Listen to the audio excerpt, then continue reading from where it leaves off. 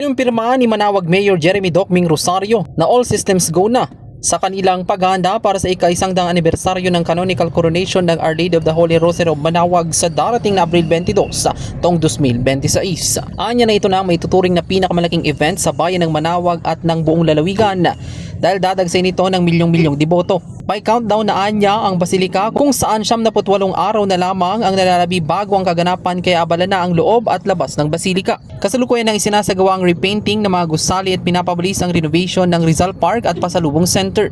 Sa basilika inaayos na ang mga restroom, perimeter fencing at pagpapaganda sa bakod nito na nilalagyan ng mga bricks para may balik ang dating itsura nito. Saad pa niya na sa mismong sentenaryo ay magkakaroon ng malaking altar sa harapan ng basilika upang makita at masaksihan ng mga deboto ang pagkokorona sa Apo Bakit. Dahil sa inaasang pagdagsa ng mga tao, maglalagay ng ilang LED wall palibot sa sentro ng bayan, partikular sa harapan ng simbahan, at magkakaroon naman ng dagdag na seguridad ang buong bayan para sa kaligtasan ng mga bisitang dadalo.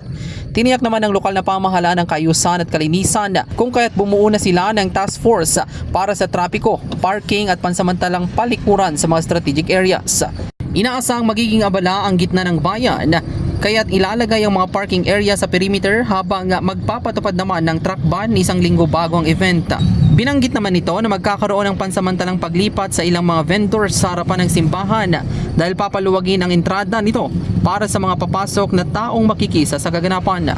Samantala, iniimbitahan naman ng publiko na dumalo sa kanilang natatanging kaganapan at pinayuhan ng lahat na mag-book na ng mga matutuluyan ng maaga dahil baka maubusan ng mga hotel sa dami ng inaasahang individual. Well, all systems go ang preparasyon ng Centennial Canonical Coronation. Sa pong siguro isa sa mga pinakamalaki o baka ito na nga po yung pinakamalaki na event na gaganapin dito po sa ating bayan ngayong April 22, no? 2026. So 98 days na nga dahil may countdown ng ating pong basilika sa kanilang page ng countdown ng Centennial. But again, ang lead convener ng preparasyon nito ay si Bishop Soc Villegas. Sampo lahat ng ating mga Dominican order ng mga kaparehan at kasama ang provincial government, ang ating mahal na Congresswoman Manay Gina de Venecia, local government unit of Manawag at ang Department of Tourism. Well, mag-i-implement po ng repainting ng maraming edifisyo ng ating po tanggapan ng lokal na pamahalaan at medyo i-blend natin sa simbahan at pinapabilisan din po natin ang construction ng renovation ng Rizal Park, itong Pasalubong Center at lahat. Dahil ang mangyayari po kasi dyan sa Centennial Canonical Coronation, magkakaroon ng malaking altar dito sa harapan ng Basilika mismo, doon sa may patio. At ang ating mga mananampalataya at mga bisita ay nasa labas. Nandito, actually, ang nandito sa mga lansangan ay puro tao puro tao yan, puro bisita. So on the part of the local government, dahil paglabas ng simbahan, kami po yung nakatoka na mag-aalaga ng kaayusan, no, at kalinisan. Kaya ito po yung ating pinaghandaan. Nag-create tayo ng task force ng trapiko, task force para sa parking area. At iniisip din natin yung posibilidad na pagpapatayo ng mga palikuran sa mga strategic areas para po sa ating mga bisita. At naghahanap po kami ng mga medyo maluwag na lugar na pwedeng pagparkingan ng ating mga bisita. So nakikita po natin dito, Bombo Oliver, is parang magsara itong gitna. No? Mga puro lakad na lang dito, ang mga parking ay nasa perimeter. Nasa halos perimeter ng sentro ng bayan. So, as to the truck ban, ito po yung pisang namin a week before para po maisanay na po yung ating mga nagbabiyahe na iwasan muna ang bayan ng Manawag sa mga panahon na yan. At yung April 22 na yan ay ang umpisa rin ng ating pong kapistahan ng bayan ng Manawag. So, kailan ba nagkakaroon ng fiesta ang bayan ng Manawag? Yun po ay pangatlong Miyerkules, pagkatapos ng Pasko ng Pagkabuhay, no? Ay after 3 weeks o third Wednesday after Easter Sunday, yan po ay kapistahan. At tatama po yan sa yung nabanggit ko, April 22 na isang malaking event nga nagaganapin itong koronasyon ng Our Lady of Manawag. Well, ang hirap i-project dahil ang dami rin ginagawa sa loob.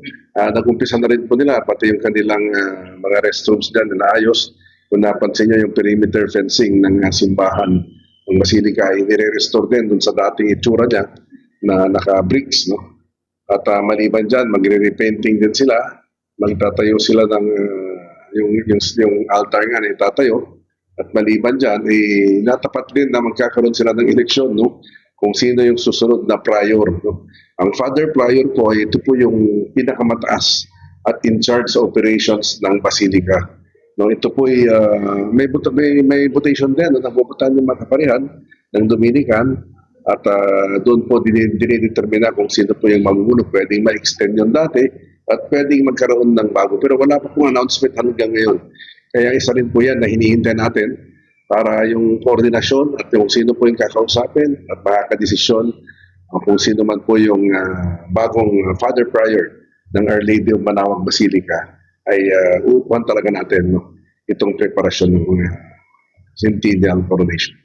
May mga madi-displace talaga for the meantime dahil nga po papaluwagin itong entrada sa paakyat dahil puro tao talagang magiging area niyan. In fact, ang inisip din natin on the part of the local government unit ay siguro magtalaga tayo ng medyo maraming lead wall para po lahat dahil hindi mo talaga malalagay lahat doon yung mga tao. So at least kahit paano ay masasabayan po nila at napapanood nila yung kaganapan sa taas habang kinokoronahan nga ang Our Lady of Manawag. So we plano po namin na maglagay ng mga maraming lead walls at syempre in the aspect of security ay ang augmentation galing sa provincial command ng PNP hanggang sa regional. Mapalad po tayo dahil meron pong kampo dito, yung Camp Abat at nandyan po ang 702nd Infantry Brigade ng Philippine Army, nandyan ang 51st Engineering Brigade at ng RCDG. So maliban dyan ay marami rin nagmumuluntaryo mga force multipliers na tutulong para may siguro ang kaligtasan, kaayusan at disiplina, lalo-lalo na sa araw ng April 22.